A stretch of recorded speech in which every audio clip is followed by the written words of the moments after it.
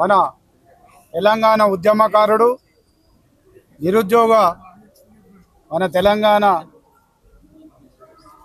అమరవీరుల తరపున కానీ ఇప్పుడు తెలంగాణ మన నిరుద్యోగుల తరపున కానీ వాస్తవంగా తెలంగాణలో ఎక్కడ అన్యాయం జరిగినా అక్కడ ఉండే మన తెలంగాణ ఐకాన్ తెలంగాణ ఉద్యమకారుడు అన్యాయంగా అర్ధరాత్రి అరెస్ట్ చేసి ఏం చేసిండని అరెస్ట్ చేస్తున్నారు మీరు?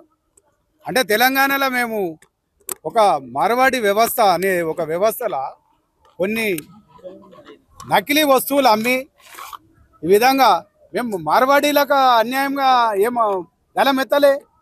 ఎక్కడైతే నకిలీ వస్తువులు అమ్మి మా తెలంగాణలో మీరు పైసలు కూడా కట్టుకొని మీ గుజరాత్ రాజస్థాన్ తీసుకుపోతున్నాము దాని మీదనే అడిగినాం.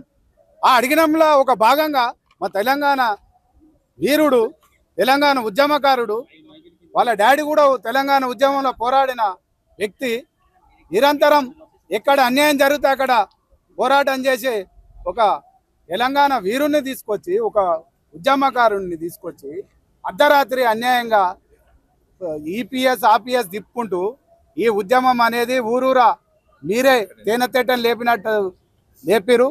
తెలంగాణలో అప్పుడు నిజాం సర్కారు కూడా ఇంతో అంతో అభివృద్ధి చేసి మమ్మల్ని మా రక్తం పీల్స్తేనే చుట్టుముట్టు సూర్యాపేట నట నర్మ నల్లగొండ అక్కడ నుండి గోల్కొండ కింద గోరికర్తం కొడుకు అని పాట పాడిన తెలంగాణ ఇది. తెలంగాణ ఆ నిజాం సర్కార్తో పాటు వెట్టి చాకిరి మీద కూడా ఉద్యమం చేసి సక్సెస్ అయిన వాళ్ళం. తెలంగాణ ఉద్యమం సాధించి తెలంగాణ పోరాటంలో ఇవేమో అరెస్టులు, ఆ అరెస్టులు చూస్తే భయంకరంగా ఉంటుంటాయి. ఒక్కొక్క అరెస్టు చూస్తే ఆ అరెస్టును తట్టుకున్న వీరులు మీరుగా ఇప్పుడు ఈ అన్నీ ఏమంటుండు అన్యాయం చేస్తున్న ఈ వ్యాపారస్తులు ఎవరైతే ఉందో వాళ్ళు వచ్చి ఫస్ట్ నిజంగా ఇక్కడ వాళ్ళు మనీ లాండరింగ్ అని వస్తారు.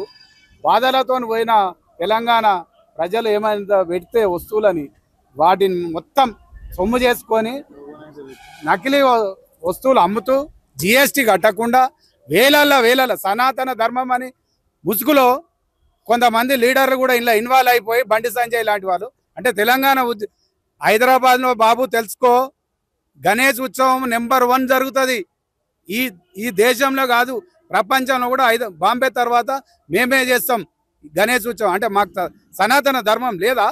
మేము శ్రీరామ నవమి ఊరూరికి చేసి అన్నదానాలు చేస్తాం. మాకు సనాతన ధర్మం తెలియదా? మేము చిన్నప్పటి నుంచి మా తాతలు ముత్తాతల నుంచే సనాతన ధర్మం తెలుసు, అన్ని తెలుసు. ఆ ముసుగులో వ్యాపారం చేసి మేమేమో దోసుక తింటే ఇలాంటి ఉద్యమకారిని అరెస్ట్ అన్న దోస్తే ఆయనకు తెలియదా ఎందుకు జరుగుతుంది ఇంత నిర్బంధమైంది?